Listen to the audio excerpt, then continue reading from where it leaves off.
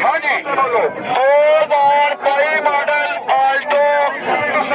VXL auto gear जिस मेरे भाई ने लगी है राजू मॉडल गड्डी है अपनी स्टोरी है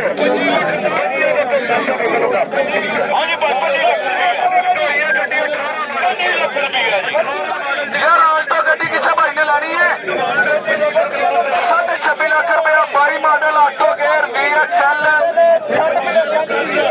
अद्धी छत दी अद्धी डिग्गी 2 फाइंडर जैनवन ने बाकी गड्डी सारी रखी है फर्स्ट ओनर है फर्स्ट ओनर 70,000 चली है 22 मॉडल VX 23.5 लाख 23.5 बोलो 23.5 लाख 23.5 लाख हाँ जी भाई जान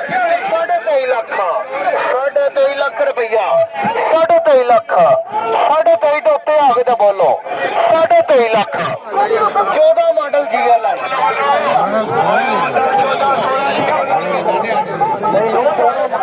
14 मॉडल की GL है चलो जी अगे आ जाओ जी राह दो कोई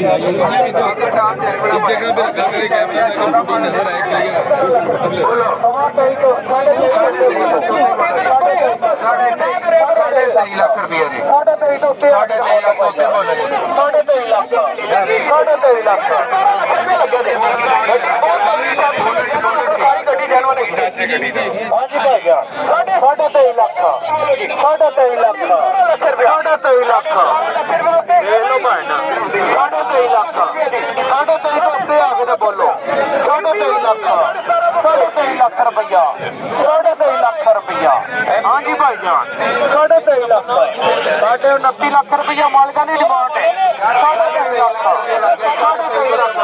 23.5 तो आगे तो बोलो